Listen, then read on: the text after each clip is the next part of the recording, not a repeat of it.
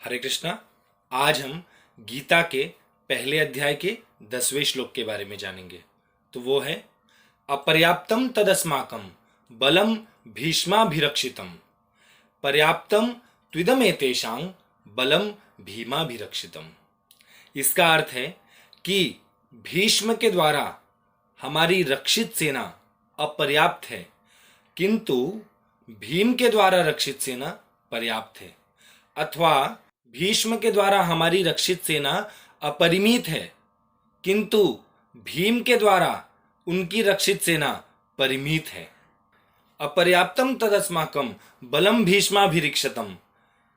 ये दुर्योधन के मन में ऐसा क्यों आया कि उनकी सेना अपर्याप्त है? देखो, यहाँ पर जो दुर्योधन है वह बहुत ही अन्याय कर रहा था पांडवों पर, और यहाँ पर वो अधर्म के मार्ग पे था, और जिसके कारण उसके मन में भय था। वह ये जानता था कि उसकी सेना पांडवों से कई गुना बड़ी है, किंतु पांडवों को वो युद्ध में हराने में असमर्थ है।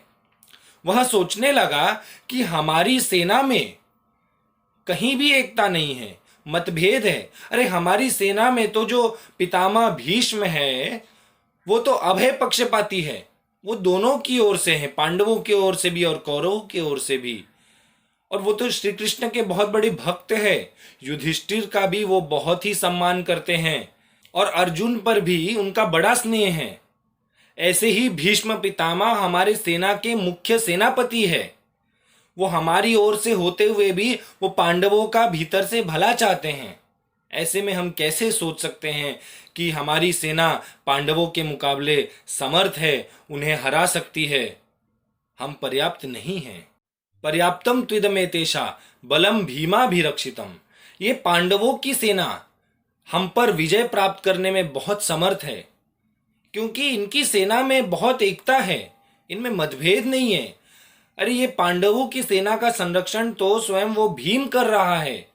वो भीम जो बचपन से मुझे हराता आया है, और तो और उसने मेरे सहित मेरे 100 भाइयों का वध करने का, अकेले ही वध करने का संकल्प किया है, प्रतिज्ञा किया है।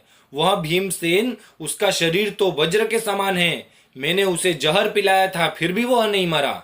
ऐसा भीमसेन ये पांडवों की सेना का संरक्षण कर रहा है। वो लोग बहुत पर्याप्त है, इसलिए वास्तव में ये सेना समर्थ है, पूर्ण है।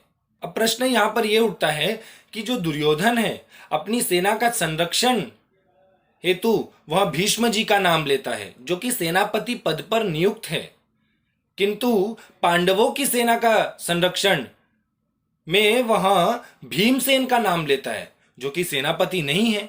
ऐसा क्यों?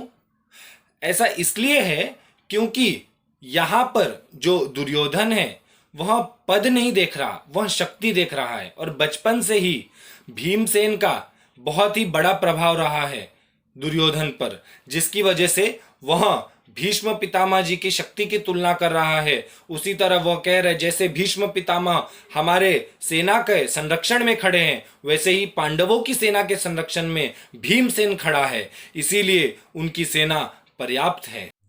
आशा करता हूं कि आपको ये श्लोक बहुत अच्छे तरीके से समझ में आएगा। आगे के श्लोक में हम जानेंगे कि क्या होता है। धन्यवाद। राधे राधे।